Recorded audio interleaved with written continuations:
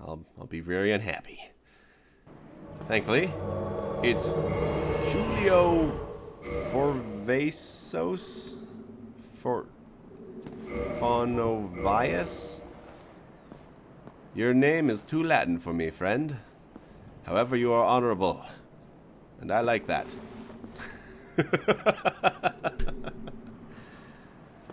Anyway, I am attempting to scope out the situation, see if the Tower Knight is still alive or not, and he appears to be dead, and the Sorcerer appears to be dead as well. So this guy has gotten far enough, and look at who's here! It's Scotty the Snow! Woo! Yeah, no, that was super.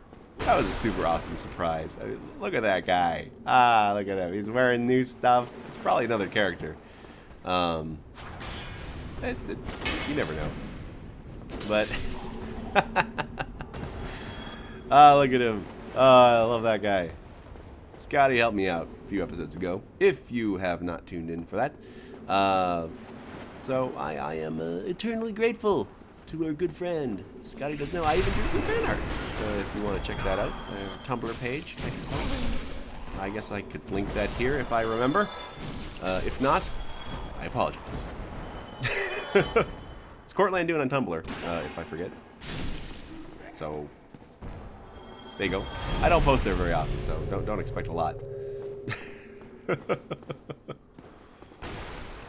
On to the boss. Let's get this party started.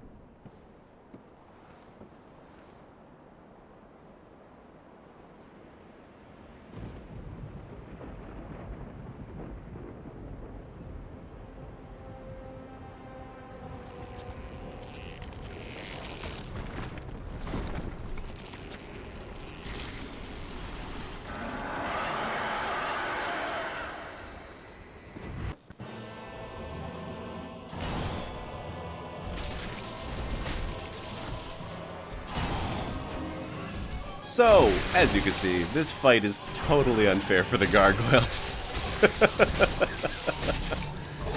we are winning pretty hardcore. Scotty Does Know and this other guy seem to be pretty well equipped, and I have leveled up enough so that I'm actually a worthwhile threat. But I believe Scotty killed the other gargoyle before I was even able to get there and get a hit in. So that was interesting.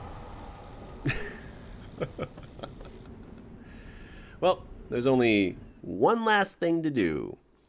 Or I should say, one last thing I did, and now we're going to watch it happen.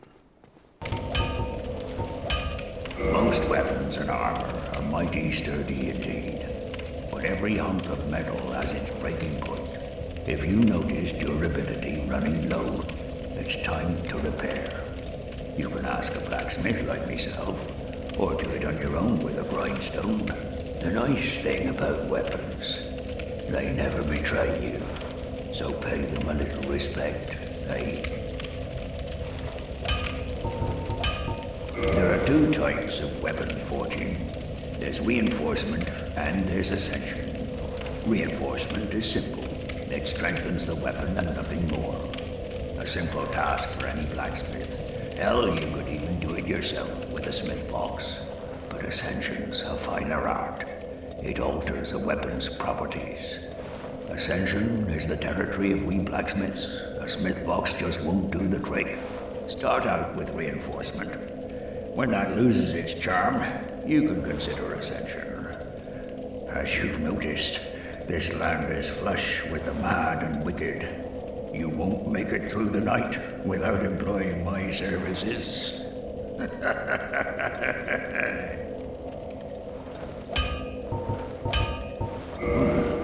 You can forge armor just like you do weapons. Forging armor is even easier than forging weapons.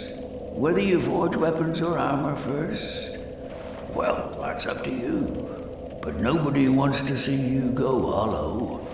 So whatever you do, you'd better do it well. I, of course, have saved the best for last.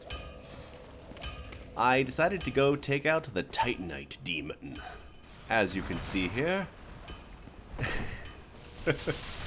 I got distracted by a sign on the floor, and now it is time to take on this bastard. This guy can be really tough. And a lot of people, one of the things I love about Dark Souls is the freedom that it provides you in how you decide to take on enemies or challenges. Like this demon here, he's pretty slow. His fastest attack is a jumping attack, and it can be pretty deadly. But you can, for the most part, just run right past him to get to the next area. You don't have to fight him. I, of course, want his Titanite demon shard, so here I am, chipping away at his health. I'm actually doing really well in this fight. I was in the zone, and I'm fairly certain that if I had been commentating during this fight, I probably would have died. A lot more. I would have died a lot more. This game it just requires so much concentration sometimes. But this fight is completely optional. You don't have to do it. And there are a few bosses that you have to fight. But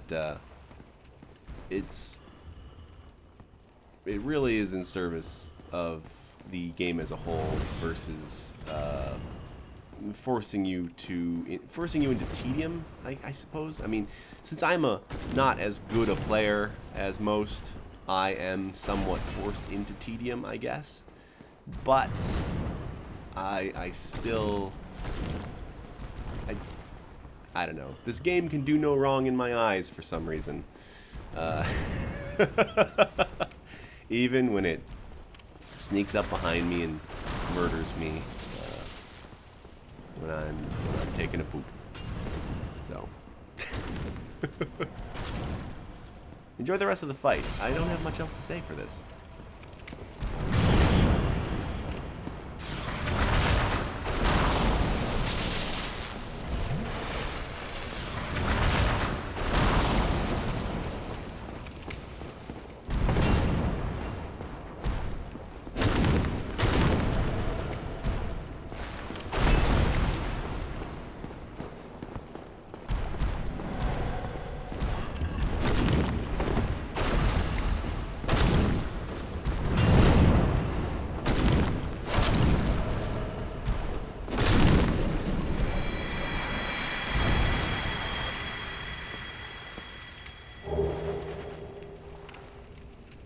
I also wanted to add one little tidbit at the end.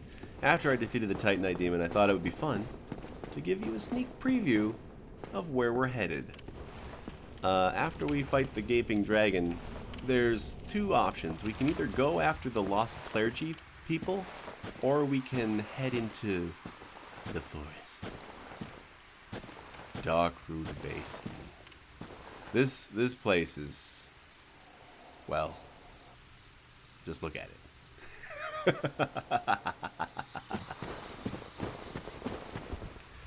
I will catch you guys next time on Let's Play Dark Souls.